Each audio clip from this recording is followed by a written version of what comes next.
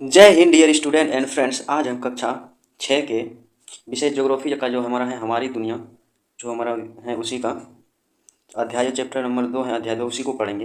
अगर इससे पहले वाला वीडियो नहीं देखा तो हमारे चैनल के क्लास 6 के हमारी दुनिया वाले प्ले लिस्ट में आप जाके देख सकते हैं। तो आइए जो हमारा अध्याय 2 है क्या है हमारा पृथ्वी एवं उसकी गतियाँ, इसी को पढ़ेंगे। तो देखिए, इसको जानने से पहले हम जानेंगे पृथ्वी एवं उसकी गतियाँ। तो इसको हम क्या होता है पृथ्वी की गतियाँ उसके बारे में जानेंगे। देखिए, हम आपको बता दें कि पृथ्वी का जो गति होता है 2 प्रकार का होता है। कैसा होता है? 2 प्रकार। यहाँ पे देखिए ये क्या है, ये जो गति कर रहा है यहाँ पे आप जो देख रहे हैं ये गति, ये जो गति है ये अपने अक्ष पे है। किस पे ये घूम रहा है? ये पृथ्वी जो अपना गति कर रहा है ये अपने अक्ष पे गति कर रहा है, घूर्णन कर रहा है। इससे क्या होता है? इससे होता है दिन और रात। क्या होता है? दिन और रात होता है। क्या होता है इससे? दिन और रात होता है। ये अपने अक्ष पर अगर घूर्णन करता है तो ये होता है दिन और रात। ठीक। अब एक इसकी और गति होता है, इसको बोलता है दैनिक गति। एक होता है परिभ्रमण, उसका होता है वार्षिक गति। इसके कारण क्या होता है? ऋतु परिवर्तन होता है, ठंडी गर्मी सब आता है। तो उसको भी गति को हम दिखा देते हैं। ये कैसा गति है? ये है दैनिक गति। क्या है ये दैनिक गति है। ये ध्यान में रखिएगा, ये पृथ्वी की कैसी गति है? दैनिक गति।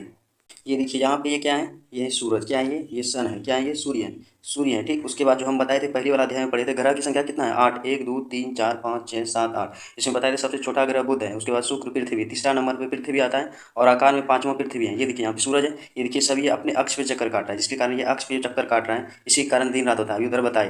देखिए ये जो होता है, ये हम जो आप किताब सब में देखते हैं यही 2D में दिखाया जाता है। क्या दिखाया जाता है? 2D में। लेकिन आपको हम 3D में दिखाते हैं, 3 डायमेंशन में, ताकि आपको पता चले कि कैसे इसकी गति होता है। ठीक। ये 2D में इसे दिखाया गया है। ये देखिए अपने अक्ष पे घूम रहा है। आप देखेंगे कि सूर्य का चक्कर जो ये लगाता है कैसे लगाता है, जिसके कारण ऋतु परिवर्तन होता है।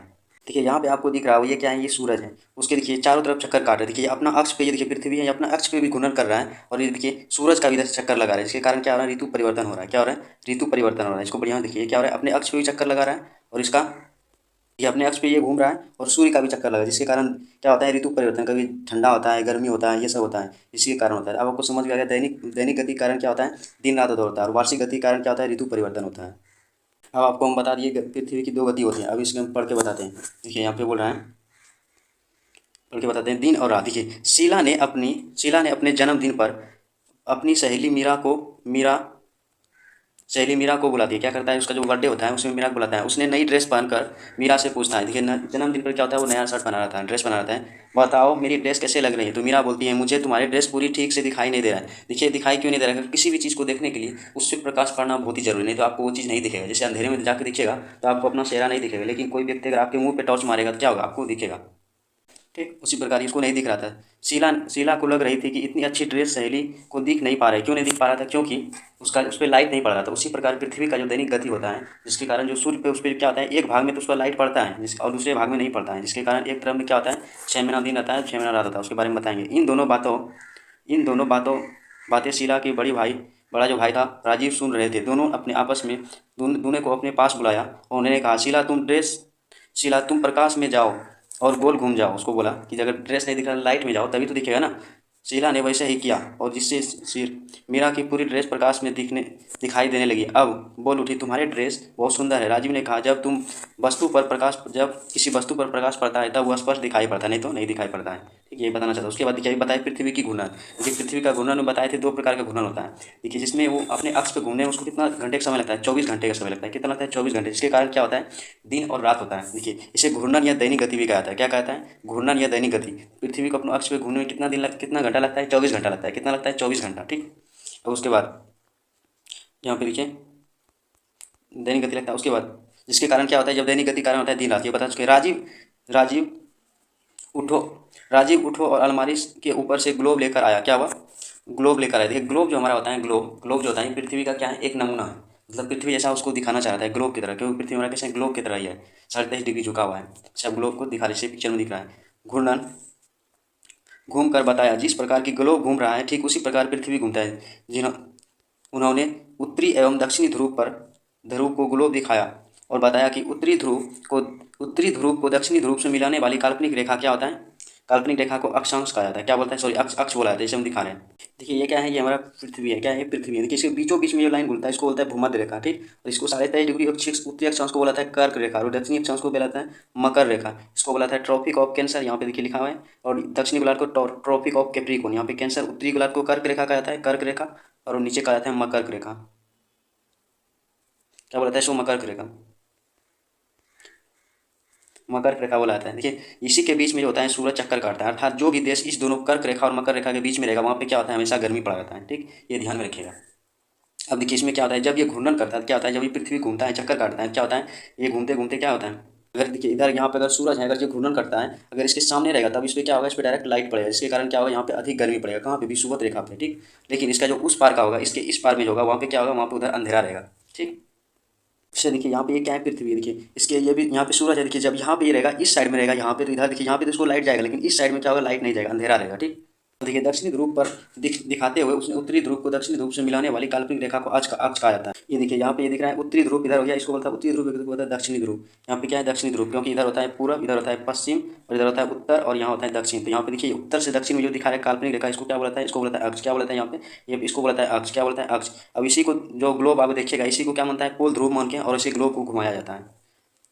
जैसे देखिए यहाँ पे है, ये काल्पनिक रेखा है, इसी तरह ग्लोब जो रहता है झुका रहता है, और ऐसे ये घूमता है, इसी को ऐसे दर्शाया गया है, ऐसे जो घूमता है यहाँ पे दिखा रहा है, बताएगा। उत्तरी और दक्षिण ध्रुव को मिलाने वाला अक्ष कहा जाता है। देखिए पृथ्वी अपने अक्ष पर घूम रही है, लेकिन पृथ्वी पर ग्लोब की तरह उत्तरी और दक्षिण ध्रुव को मिलाने वाली कोई छड़ी या रेखा नहीं, सिर्फ उसको क्या काल्पनिक उसको माना गया है। ऐसा एक काल्पनिक है, काल्पनिक मतलब कल्पना करना, आभासी होता है रेखा। इसे ग्लोब को दिखाते हुए उन्होंने बताया कि ग्लोब पृथ्वी का नमूना है। क्या, एक नमूना, इसलिए ग्लोब अपने अक्ष पर सीधी नहीं खड़ी है, खड़ी रहकर एक और क्या है, झुकी हुई है, क्योंकि पृथ्वी अपने अक्ष पर 23.5 डिग्री झुकी हुई है। किसने झुकी है, ध्यान में रखिए, पृथ्वी अपने अक्ष पर कितना डिग्री झुका है, 23.5 डिग्री। इसी कारण क्या होता है, दिन और रात होता है। ये क्या होता है, आप इसको इसको पढ़ के आप करने का कोशिश कीजिएगा। देखिए इसमें बोल रहा है कि एक ग्लोब लीजिए और अपने अक्ष में इस प्रकार रखिए कि इसके आधे भाग पर प्रकाश हो और पीछे का भाग छाया हो।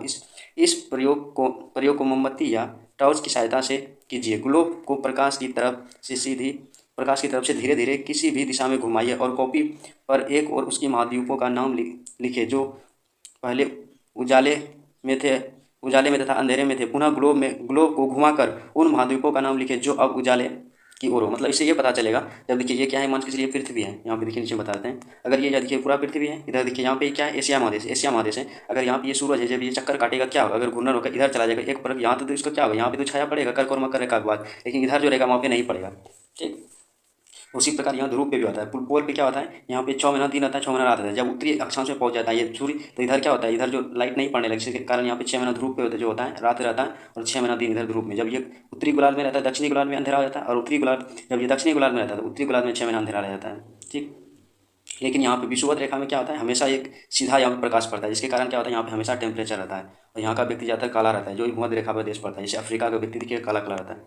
अब देखिए राजीव ने दोनों से पूछा, जरा सोचो तो, अगर पृथ्वी घूर्णन नहीं करे तो क्या होगा। ये पृथ्वी अगर घूर्णन नहीं करेगा तो मौसम परिवर्तन ही नहीं होगा, जिसके कारण क्या होगा, एक साइड में जिस साइड में, जैसे देखिए यहाँ पे ये पृथ्वी है और यहाँ पे सूरज है, अगर यहाँ पे अगर घूर्णन नहीं करेगा, लेकिन यहाँ पे हमेशा लाइट पड़ेगा, जिसके कारण क्या हो जाएगा, यहाँ पे टेम्परेचर बहुत अधिक बढ़ जाएगा और पृथ्वी पर रहना मुश्किल हो जाएगा। तो क्या होगा, देखिए अब बोलता है, शीला बोली, सूर्य की ओर वाले भाग हमेशा दिन रहेगा, और सूर्य का जो दूसरा भाग रहेगा वहाँ पे क्या होगा, हमेशा अंधेरा रहेगा, जिसके कारण उस पर लगातार गर्मी पड़ेगा। दूसरे भागों में हमेशा रात रहेगा और ठंडा पड़ेगी। घूर्णन के साथ साथ पृथ्वी की परिक्रमण गति भी जुड़ी हुई है, इससे ऋतु परिवर्तन भी नहीं होगा, क्योंकि क्या बताए थे, पृथ्वी का 2 गति होता है, एक होता है अपने अक्ष पर, जिसके कारण दिन रात होता है, एक बताया था अपने अक्ष पर भी होता है, और सूर्य का भी चक्कर काटता है, जिसके कारण क्या होता है, ऋतु परिवर्तन होता है। अब देखिए परिभ्रमण मतलब क्या होता है। देखिए राजीव शीला से पूछा परिभ्रमण क्या है। देखिए शीला ने बताया, अपने अक्ष पर पृथ्वी जो होता है 365 दिन में घूमता है, मतलब जो अपना अक्ष पर जो परिभ्रमण करता है, घूर्णन करता है, और उससे क्या होता है, वो जो पूरा पृथ्वी का भी घूर्णन करता है, सॉरी पृथ्वी अपने अक्ष का भी घूर्णन करता है और सूर्य का भी चक्कर लगाता है पूरा। वो कितना दिन में लगाता है, ये 365 दिन में, अर्थात 1 साल में लगाता है। धीरे धीरे कर सकते हुए सूर्य का एक पूरा चक्कर लगाते हैं, इसे पृथ्वी का वार्षिक गति या परिभ्रमण कहा जाता है। और परिक्रमण मतलब होता है अपने अक्ष पर, और परिभ्रमण होता है मतलब अपने अक्ष के साथ साथ किसका, सूर्य का भी चक्कर लगाता है, उसको क्या बोलता है, परिभ्रमण बोलता है। ये ध्यान में रखिएगा। राजीव ने कहा, तुम ने आकाश में सूर्य को देखा होगा, ऐसा लगता है कि सूर्य पूरब से पश्चिम की ओर चल रहा है, लेकिन ये ठीक नहीं, मतलब ये जो है ये ठीक है। दोनों चुप थे, मतलब ये पूछ रहा है कि क्या सूरज जो होता है पूर्व से पश्चिम की ओर चलता है। जैसे यहाँ पे देखिए, ये यहाँ पे पूरब है, यहाँ से पश्चिम है। अब आप सब जानते हैं कि आप सब बोलते हैं सूरज पूरब से पश्चिम, पूरब में उगता और पश्चिम में डूबता है, लेकिन ये वास्तविकता नहीं है। ये उगता भले, लेकिन ये घूर्णन किधर से करता है, ये पूरब से पश्चिम की ओर नहीं करता है, ये पश्चिम से इधर से करता है। यहाँ पे देखिए टीक का निशान, ये पश्चिम से पूरब, सूरज किधर घूर्णन करता है, ये पश्चिम से पूरब की ओर करता है। किधर करता है, पश्चिम से पूरब को। ये ध्यान में रखिएगा, पृथ्वी घूर्णन होता है। देखिए फिर उसके चुप थे। अब यहाँ पर देखिए बोल रहा है, राजीव ने बताया, यह हमारी नज़रों का भ्रम है। क्या है, नज़रों का भ्रम है। वास्तव में पृथ्वी घूम रही होती हैं, सूर्य नहीं। ठीक उसी प्रकार से ट्रेन में चलते हैं तो क्या होता है, ट्रेन में हम सब चल रहे थे लेकिन आप पीछे देखिएगा लगता है कि पोल सब भी क्या हो रहा है, पीछे जा रहा है, लेकिन ऐसा नहीं होता है। सिर्फ हम सब चलते हैं, वो सब अपनी जगह पर स्थिर रहता है। ठीक दौरान हमें आभास होता है कि हमारी ट्रेन स्थिर है और बाहर की वस्तुएं पीछे की ओर जा रही हैं। पृथ्वी पृथ्वी पश्चिम से पूरब की ओर घूमती है, इसलिए सूर्य से पश्चिम की ओर जाता हुआ प्रतीत होता है, जैसे ट्रेन में होता है। कभी कभी लगता है, देखिएगा अंचल लगता है हम बैठे हैं और मतलब आगे सब जो पौधा सब है, घास सब देखिएगा जमीन सब भाग रहा है, ऐसे लगता है। ये सब क्या आभास है एक तरह से। सूर्य की गति को आभासी गति क्या कहा जाता है, क्या कहता है इसको, आभासी को दूसरा नाम क्या बोलता है, काल्पनिक बोलता है। क्या बोलता है, काल्पनिक बोलता है। तो अब पूछेगा सूर्य का जो गति होता है पश्चिम से पूरब की होती है, ना कि पूरब से पश्चिम की ओर, ये ध्यान में रखिएगा। देखिए उन्होंने चित्र दिखाकर कौन सा चित्र पृथ्वी के सूर्य के चारों ओर परिक्रमण को दर्शाता है, मतलब उसमें चित्र में जो बोल रहा है कौन सा परिक्रमण को चारों को दर्शाता है, ये बोल रहा है। जैसे देखिए यहाँ पे ये दिया हुआ है, ये देखिए बीच में क्या है, सूर्य है, क्या ये सन है। अब देखिए यहाँ पर सब का स्थिति दर्शाया गया है। देखिए ये सूर्य अपनी जगह पर है, लेकिन देखिए यहाँ पे क्या हो रहा है, ये देखिए ये जो है पृथ्वी, ये अपने अक्ष पे भी चक्कर काट रहा है और सूर्य का भी चक्कर काट रहा है। अब देखिए यहाँ पे देखिए जब मकर रेखा पर पड़ता है तो ये लंबवत किरणें पड़ता है। ये कब ये स्थिति होता है, ये होता है 22 दिसंबर को। कब होता है, 22 दिसंबर को। और 22 दिसंबर को क्या होता है, दक्षिणी गोलार्ध में सबसे बड़ा दिन होता है। एक बात इसमें ध्यान रखिएगा, जिस दिन जहाँ पे बड़ा दिन होगा वहाँ पे छोटा रात होगा, क्योंकि दिन और रात मिला के 24 घंटा होता है। अगर रात बड़ा हो गया तो दिन छोटा होगा और दिन बड़ा हो जाएगा तो रात छोटा हो जाएगा, ये ध्यान में रखिएगा। अब देखिए यहाँ पे देखिए उत्तर में छोटा दिन होता है। कब होता है, ये होता है दक्षिणी गोलार्ध, ये दक्षिण में जिस दिन बड़ा दिन होगा उस दिन क्या होगा, यहाँ पे छोटा दिन होगा, अभी बताए। तो ये कब होता है, ये उत्तरी उत्तरी गोलार्ध में कब होता है, ये होता है 22 दिसंबर को। कब होता है, 22 दिसंबर को। अब देखिए उसी प्रकार जब चलते चलते जब यहाँ पे पहुँच जाता है, ये 23 दिसंबर को दक्षिणी गोलार्ध में पहुँच जाता है, तो यहाँ पे क्या होता है, दिन और रात सार्वत्रिक बराबर होता है। क्यों, क्योंकि ये विषुवत रेखा पर पड़ जाता है। क्या होता है, ये सीध में पड़ जाता है विषुवत रेखा में, क्योंकि यहाँ पे जो डायरेक्ट इस पर किरण पड़ता है, जिसके कारण क्या होता है, हम बताए थे सूरज जो होता है कर्क और मकर रेखा के बीच में चलता है, बताए थे उसी के बीच में चक्कर काटता है। और जो विषुवत रेखा पर रहता है यहाँ पे हमेशा क्या होता है, हमेशा सूरज की किरणें क्या होता है, लंबवत पड़ता है, मतलब ओरिएंटल सीधा पड़ता है। इसके कारण यहाँ पे क्या होता है, दिन और रात सार्वत्रिक बराबर होता है। कब कब, ये ध्यान रखिएगा, होता है 21 मार्च और 23 दिसंबर। कब होता है, तो दिसंबर नहीं, 21 मार्च 23 सितंबर, 21 मार्च 23 सितंबर। देखिए इसको ट्रिक से याद करने का क्या है, देखिए मार्च होता है, देखिए ज़्यादा कम कम, देखिए मार्च जो होता है, क्या मार्च होता है, मार्च और सितंबर, 21 मार्च और 23 सितंबर। और यहाँ पे देखिए दोनों में 21 जो होता है कॉमन होता है, इसमें होता है 21 जून। देखिए मार्च के बाद क्या आता है, मार्च के बाद जून आता है। ठीक, तो अगर 21 जून इसमें हो जाएगा 22 दिसंबर। उसी प्रकार देखिए जून जो होता है मार्च से पहले होता है, तो मार्च कम हो गया, जनवरी फरवरी मार्च हो गया। अब देखिए यहाँ पे कम ज़्यादा देखिए 21 मार्च हो गया, उसके बाद 23 सितंबर हो गया। उसी प्रकार यहाँ पे देखिए ये कम था मार्च था, लेकिन जब मार्च से आगे बढ़ेंगे तो क्या हो जाएगा, जून जुलाई होगा,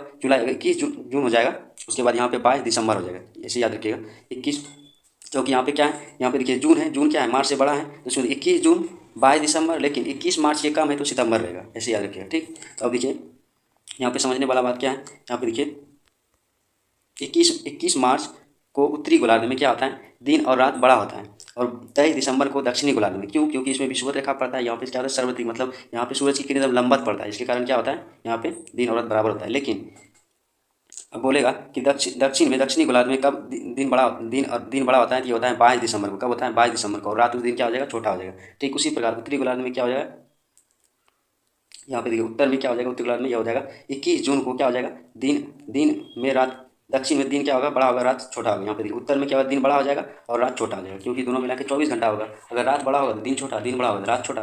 अब याद रख लीजिएगा इसे। अब देखिए इसमें पूछा जाता है कि कब दिन रात बराबर होता है, ये कब होता है, 21 मार्च और 23 सितंबर। क्या होता है, 21 मार्च और 23 सितंबर को। ठीक, और उत्तरी गोलार्ध में कब होता है, ये उत्तरी गोलार्ध में होता है 21 मार्च को, दक्षिण में होता है कब, 23 सितंबर को। उसी प्रकार ये उत्तर में कब होता है, उत्तर में होता है 22 दिसंबर को और 21 जून को होता है। यहाँ पे उत्तर में होता है 21 जून को होता है यहाँ पे उत्तरी गोलार्ध में, और दक्षिण गोलार्ध में कब होता है, ये 22 दिसंबर को होता है। अब देखिए यहाँ पे पढ़ेंगे तो आपको समझ में आ जाएगा। यहाँ से पढ़ लीजिए। अब देखिए यहाँ पे बोला, यहाँ से पढ़ेंगे, ये कौन सा चित्र पृथ्वी के चारों ओर परिक्रमण को दर्शाती है। देखिए मीरा बोली, भैया क्या इन्हीं की गतियों के कारण मौसम एवं ऋतुएं बदलते हैं। राजीव ने हंसते हुए कहा, बिल्कुल ठीक समझ रही हो। जब पृथ्वी सूर्य के चारों ओर घूमती है तो एक बार इसका झुकाव सूर्य की ओर और आधी परिक्रमण करने के बाद तीसरी बार इसका झुकाव सूर्य के विपरीत हो जाता है। दूसरी और चौथी में इसका झुकाव ना तो सूर्य की ओर होता है और ना ही विपरीत हो जाता है, जिसके कारण क्या होता है, यहाँ पे ये लंबवत हो जाता है। जब पृथ्वी सूर्य की ओर झुकी हो तो बताओ कि पृथ्वी का कौन सा गोलार्ध सूर्य के सामने होगा। यह कहकर राजीव ने चित्र को आगे कर दिया और उसने चित्र में गौर से देखने पर मीरा बोली, भैया यहाँ पे दिखा है 21 जून को अगर पृथ्वी उत्तरी गोलार्ध में सामने होगा तो उस समय सूर्य की सीधी किरणें कर्क रेखा पर पड़ेगा। किस पे पड़ेगा? अगर उत्तरी गोलार्ध में रहेगा तो कहाँ पे पड़ेगा? 21 मार्च को यदि कर्क रेखा पर पड़ेगा। यहाँ पे देखिए 21 जून कहाँ पे है? यहाँ पे देखिए 21 जून है। देखिए ये सीधी में कर्क कहाँ पे पड़ेगा? ये कर्क रेखा पे पड़ेगा। देखिए यहाँ पे है, अगर सूरज कहाँ पे पड़ेगा? कर्क रेखा पे पड़ेगा। ठीक, अगर इधर पड़ेगा तो इधर क्या हो जाएगा? अंधेरा हो जाएगा, कर्क रेखा पर पड़ेगा।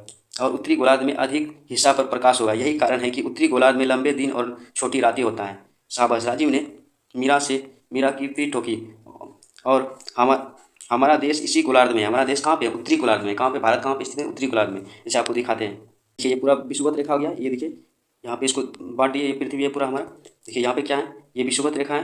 बीचों बीच जो जाता है उसको क्या बोलता है? विषुवत रेखा, जो पृथ्वी के दो भागों में बढ़ता है। यहाँ पे देखिए ये हो गया पूरब, ये हो गया पश्चिम। यहाँ पे देखिए ये हो गया उत्तर हो गया इधर, और इधर हो गया दक्षिण। ये पूरब हो गया, ये पश्चिम वेस्ट हो गया। यहाँ पे देखिए भारत कहाँ पे पड़ता है? भारत देखिए यहाँ पे पड़ता है ना, उत्तरी गोलार्ध में। ये उत्तरी गोलार्ध में पड़ता है, उत्तर पूर्वी बीच में पड़ता है ये। ठीक,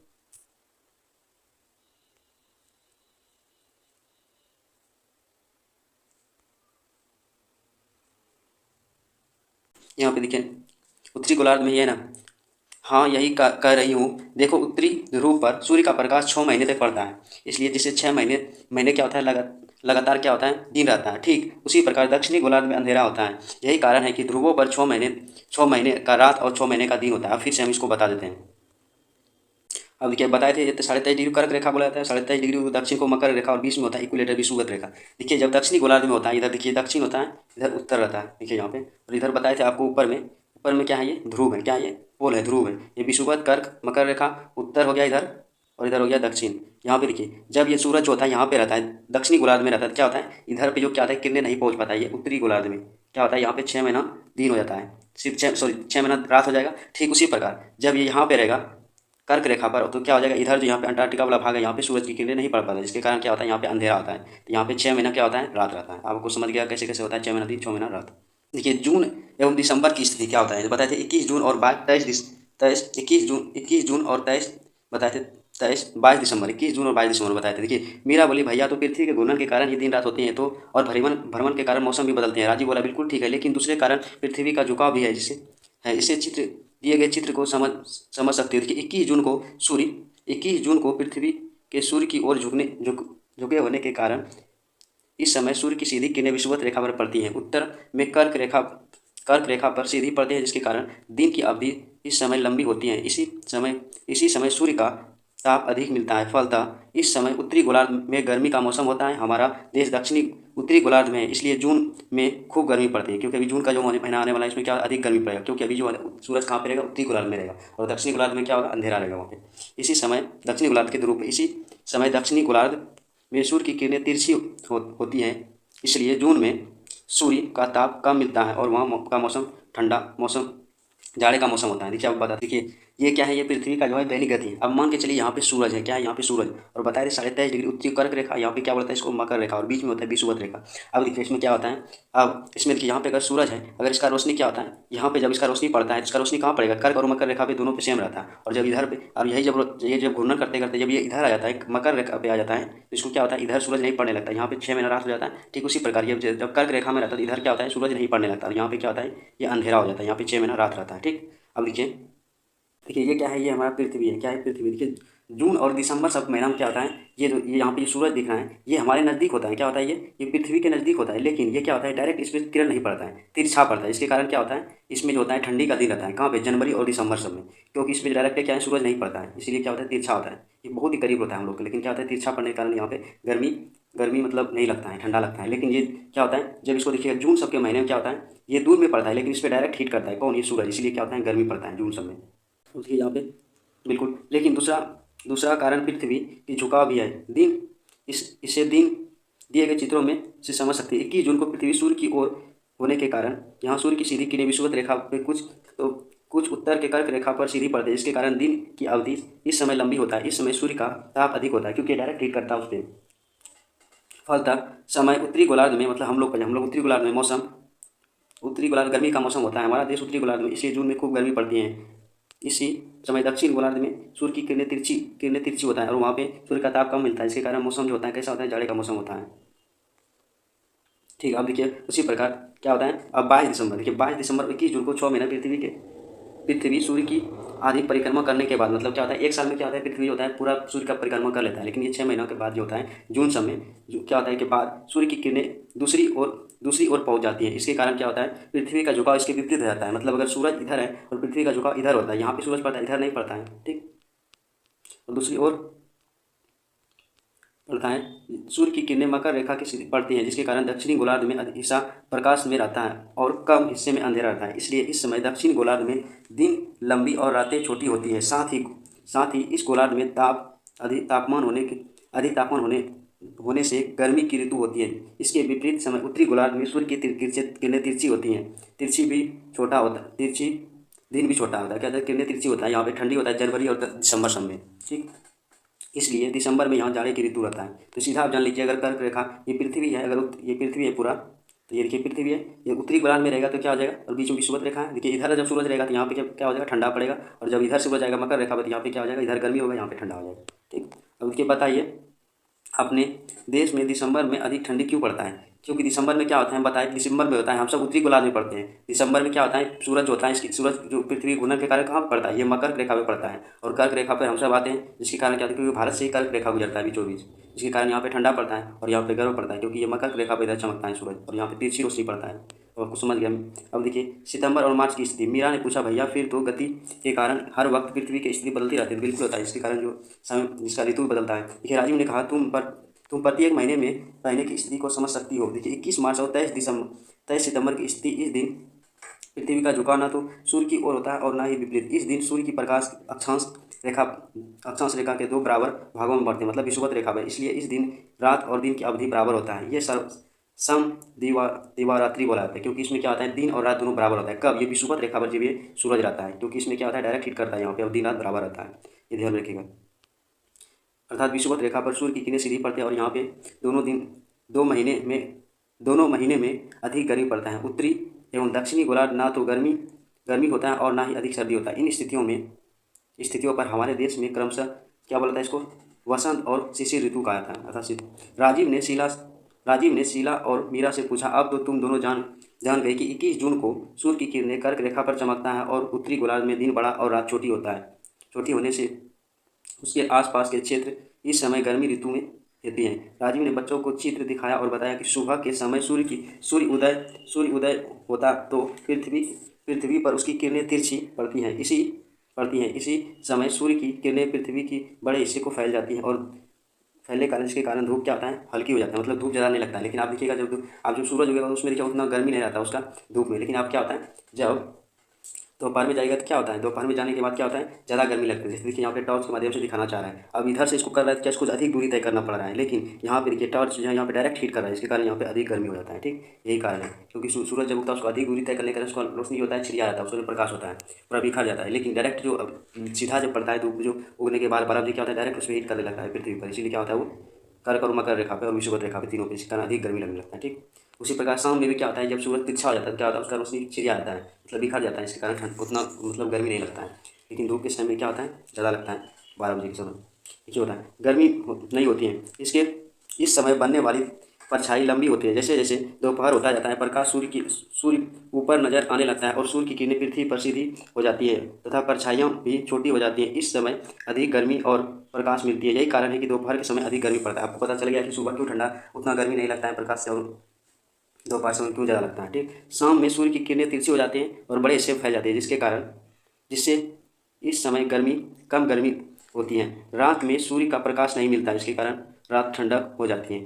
पृथ्वी की गोलाकार सतह, यहाँ पे देखिए राजीव ने पृथ्वी की गोलाकार सतह का चित्र दिखाकर पूछा, बताओ अगर इस पर सूर्य की किरणें पड़ेगी तो किरणें कहाँ सीधी और तिरछी पड़ेगी। देखिए विषुवत रेखा पे क्या हो जाएगा, विषुवत रेखा को बोला जाता है भूमध्य रेखा, यहाँ पे क्या हो जाएगा, सीधी हो जाएगा, और यहाँ पे क्या हो जाएगा, उत्तरी ध्रुव में तिरछी हो जाएगी। इसके कारण क्या होता है, यहाँ पे कम टेम्परेचर आता है, मतलब यहाँ पे कम गर्मी लगता है और यहाँ पे अधिक गर्मी लगता है, क्योंकि यहाँ पे डायरेक्ट इसको हिट करता है सूरज। देखिए दोनों सहेलियों ने सोच में पड़ गई। मीरा बोली, भैया हमारी पृथ्वी तो गोलाकार है, अगर सीधा रहता तो सभी जगह पड़ता है, गोल है, इसीलिए विषुवत रेखा पड़ रहा है भूमध्य रेखा पर।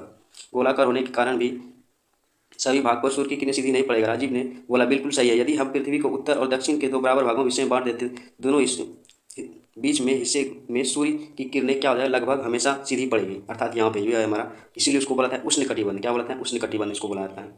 पड़ेगी और सालों भर गर्मी पड़ता है। इन क्षेत्रों को उष्णकटिबंध कहा जाता है। अब ये पृथ्वी के 4 कटिबंध में बांटा गया है। ये विषुवत रेखा वाला यहाँ पे क्या होता है, अधिक गर्मी होता है, इसको बोलता है विषुवत या उष्णकटिबंध। उसके बाद होता है उपोष्ण कटिबंध, उसके बाद उष्ण शीत कटिबंध, उसके बाद होता है ध्रुवीय कटिबंध। तो पृथ्वी कितने कटिबंधों में बांटा गया है, इसको बांटा गया है 4 कटिबंध में। जब ध्यान रखिएगा, आपको बाद में भी काम देगा। और ये इसको ध्रुवीय कटिबंध, यहाँ तो बर्फ जमा रहता है हमेशा। अब देखिए पहले क्या था, उष्ण कटिबंध कितना 0 डिग्री से 23.5 डिग्री, उसके बाद 23.5 डिग्री से 66.5 डिग्री के बीच में क्या होता है उष्ण समशीतोष्ण कटिबंध। उसके बाद देखिए 66.5 से 90 को बोला जाता है उष्ण शीत कटिबंध। उसके बाद यहाँ पे 0 डिग्री जो होता है, यहाँ पे इसको क्या बोला जाता है, यहाँ पे सॉरी 90 डिग्री जो होता है, यहाँ पे इसको बोलता है ध्रुव कटिबंध। क्या बोलता है इसको, ध्रुव कटिबंध। तो सबसे अधिक गर्मी कहाँ पड़ता है, आपको पूछेगा तो बोलिएगा उष्ण कटिबंध। ठीक, उष्ण कटिबंध की पेटी कहते हैं। देखिए जैसे जैसे हम इससे उत्तर या दक्षिण बढ़ते हैं, पृथ्वी गोलाकार सतह होने के कारण सूर्य की किरणें तिरछी हो जाती है और बड़े हिस्से में फैल जाती है। देखिए यहाँ पे क्या हो जाए, पृथ्वी गोल है। अब देखिए यहाँ पे क्या, अगर इधर जाइएगा तो ऊपर जाएगा तिरछी पड़ेगा, लेकिन यहाँ पे सूरज यहाँ पे डायरेक्ट इस पे हीट करेगा और यहाँ पे तिरछी पड़ जाएगा, जिसके कारण क्या होता है यहाँ पे बिखर जाता है रोशनी और यहाँ पे अधिक गर्मी नहीं पड़ता। लेकिन यहाँ पे क्या होता है, डायरेक्ट पड़ता है, इसलिए यहाँ पे अधिक गर्मी होता है। देखिए उष्ण कटिबंधीय क्षेत्र में देखिए उष्ण कटिबंधित क्षेत्र की अपेक्षा कम गर्मी मिलती है। पृथ्वी के इन क्षेत्र को शीतोष्ण कटिबंध पेटी कहा जाता है। ध्रुवों के निकट की सूर्य की किरणें तिरछी होता है। यही कारण है कि 6 महीने दिन के बावजूद वहाँ के धरातल में वातावरण गर्म नहीं कर पाते हैं, अतः वहाँ बर्फ जमा रहता है। क्योंकि हम बताए अंटार्कटिका में लगभग बर्फ जमा रहता है। देखिए यहाँ पे क्या होता है, यहाँ पे ऊपर में बर्फ जमा रहता है, यहाँ पे देखिए अंटार्कटिका लिखा है, यहाँ देखिए उजला उजला दिख रहा है, ये सब क्या है, बर्फ जमा है। क्योंकि यहाँ की सूरज की किरणें तिरछी पड़ती है और गर्म नहीं होता है। और जो ध्रुव पे होता है उसको क्या बोला था, जब यहाँ बर्फ जमा रहता है उसको बोलता है यहाँ पे सालों भर बर्फ जमा रहता है, इसको शीत कटिबंध बोला था। क्या बोलता है, शीत कटिबंध की पेटी कहा जाता है। शीला बोली, भैया पृथ्वी का झुकाव अक्षीय और वार्षिक गति से ही होता है, मौसम बदलते हैं। तो बिल्कुल सही। राजीव ने कहा, हाँ यह सब इन्हीं के कारणों से होता है। देखिए मीरा ने शीला से कहा, शीला सचमुच आज पृथ्वी की उसकी गतियों के बारे में भैया ने ढेर सारी बातें बताई, यही तो हमारे जन्मदिन की असली उपहार है। और राजीव ने कहा और उन्हें मिठाई दी और खुशी खुशी मिठाई खाने लगी। देखिए यहाँ पे ये चैप्टर समाप्त होता है। अगर इसमें कोई भी त्रुटि हो तो कमेंट में जरूर बताएं। उस कैसा लगा वीडियो वो भी कमेंट में बताएं, समझ आ पाए कि नहीं। और इसका हम दूसरे वीडियो में प्रोवाइड करा दी इसका अभ्यास प्रश्न, तो आप जाके इसको देख सकते हैं। तो वीडियो देखने के लिए धन्यवाद। Thanks for watching this video.